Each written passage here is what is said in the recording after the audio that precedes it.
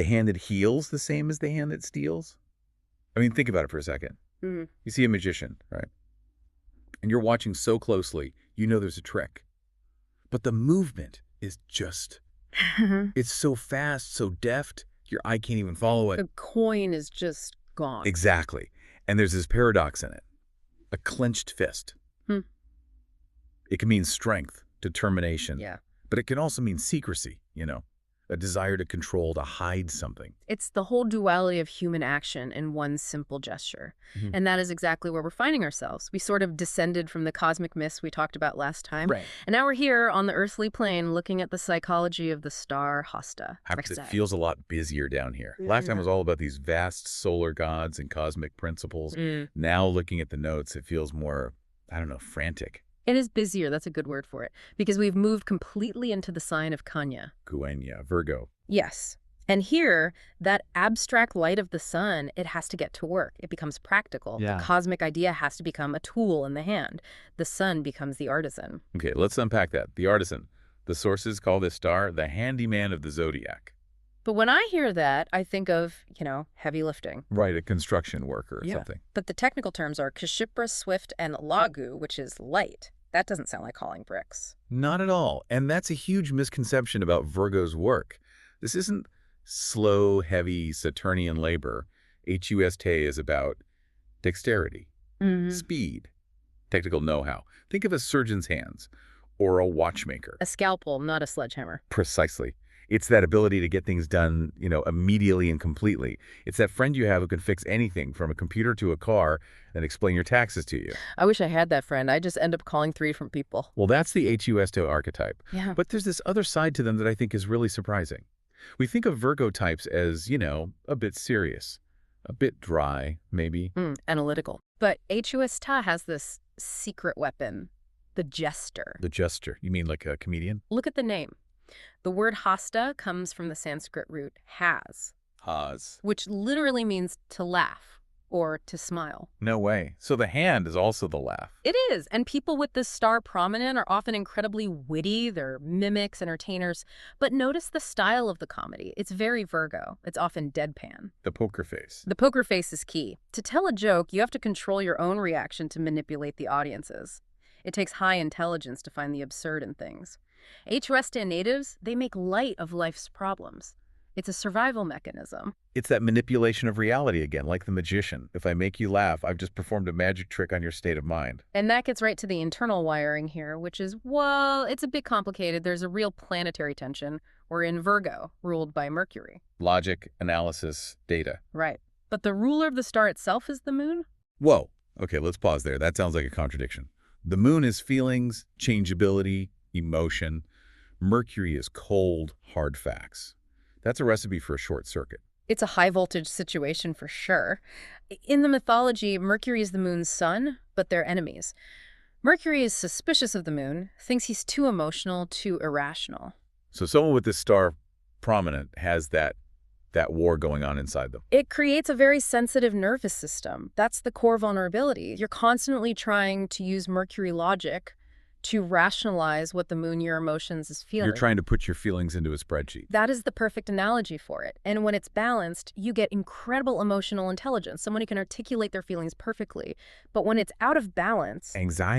Anxiety, overthinking, what the texts call mental vacillation, the moon makes them changeable, like a chameleon. But Mercury makes them calculated, so you can see the issue. Is this person adapting to be kind, or are they calculating which mask to wear to get what they want? Ooh, that is a fine line. And that brings us right to the shadow side, doesn't it? We have to talk about the magpie in the room. I do. The ancient texts, Varahamihira especially, he does not pull any punches. I've got the quote right here. Shameless, merciless, a thief and a drunkard. It's pretty damning. It's just so harsh. For a star whose deity is Savitar Pesi Tri, this inspirational sun god, how do we get from the hand of God to a merciless thief? It goes back to the basic psychology of grasping. The symbol is the hand. What does a hand instinctively do? It wants to hold on. to possess. So the shadow is the thieving magpie. The urge to take what doesn't belong to you. It can be literal shoplifting, pickpocketing, things that require that swiftness, that dexterity. But in our world, it's often more metaphorical, isn't it? The sleight of hand in business. Cooking the books. Stealing intellectual property. It's the clever con artist, the swindler who is so charming and funny. Remember that laughter that you don't even realize you've been had. It's efficiency without morality. That connects to the caste too, doesn't it? This is the Vaishya caste. Yes, Vaishya, the merchants, the business people. And when that solar light of Savitar is present, they are brilliant organizers, they make society run. But when that light is out, They just become sharks. the core of the shadow is control, the clenched fist. You're so overwhelmed by the Mercury analysis and the moon's feelings that you try to control every single outcome at any cost. You get lost in the details and miss the whole moral picture. Okay, so let's pivot to the positive. What are these hands good at? Yeah. The list of jobs is almost comically literal. It's rarely abstract with Hasta. The hand is almost always the main tool. So craftsmanship is at the top. Absolutely. Potters, sculptors, jewelers, that Virgo eye for the tiniest detail. A jeweler needs a rock-steady hand. That's pure Hasta. And healing. Oh, it's a huge one. Surgeons, for sure. You want your surgeon to have that Kshipra quality, that swift precision, but also masseurs, Reiki healers, anyone using their hands to channel or manipulate energy. The list has writers too, and astrologers, palmists. Well, palmistry is a bit on the nose, isn't it? It's a bit. But it fits perfectly. Analyzing lines? That's Virgo to understand intuition. That's the moon. And then we have the entertainers, the mimics, the clowns, the magicians, the jester again. Okay, medical astrology. We've got the hands, the fingers, but also the bowels. That seems random. It's the Virgo connection. Kanya rules the digestive system, the intestines. That's right. We process and sort things. And when that processing gets jammed up with worry, You get digestive problems. That sensitive Mercury-Moon nervous system goes right to the gut. They literally carry their anxiety in their stomach. so we have this healer and thief, this artisan and anxious mess, all in one. What's the way out? What's the spiritual goal? We have to go back to the deity, Savitar. Svabitri. But we have to be really specific. He isn't just the sun. He is the awakener, the impeller. He's the rising sun that nudges you and says, get up, create something. The divine morning coffee. You could say that. And the power, the Shakti of this star is called Hasta Stapanya Agama Shakti. Okay, break that down for me. Hasta Stapanya Agamashakti. It means the power to place what one desires into one's own hands. So, the power of manifestation. Exactly. The ultimate magic trick. Taking a thought and inspiration from Savitar and making it real with your hands. So the redemption isn't just in creating, it's in why you're creating. It's about service. The thief clenches his fist to take for himself. The divine artisan opens his hand to create, to heal, to give. That's the whole lesson. The ultimate goal is moksha, liberation. Which sounds strange for a star that's so good at business and material things. But that's the paradox. You have to master the material world to realize it's not the point. The point isn't owning the thing. It's being a channel for the creative flow through which things are made. You become the instrument. Your hands become the tools of Savitar. And the self that wants to grab and possess just disappears.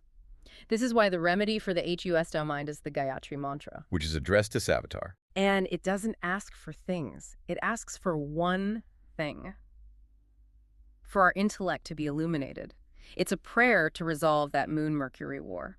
When the mind is lit by that solar purpose, the anxiety stops, the calculating stops, and the creating can begin. Wow. It transforms the handyman into the divine architect. And it reminds us that we can be light. We can laugh. I'm looking down at my coffee cup, and it's empty. The hand has done its job. It has. And maybe that's the final thought to leave everyone with. We spend so much time with our fists clenched trying to hold on to things, but the real power isn't in the holding, it's in the making. The capability. Right. So what happens if you just, for a day, you see your hands not as tools for taking, but as instruments for the sun to work through? You might find that little thief in your mind finally takes a vacation. We're going from the hand to the masterpiece next time, I believe. We're leaving the workshop and heading for the gallery. We are. We're moving on to Chitra, Chitra, the bright jewel, the diamond. Where the artisan's work becomes a true work of art. I can't wait. It's going to be a brilliant one. Until then.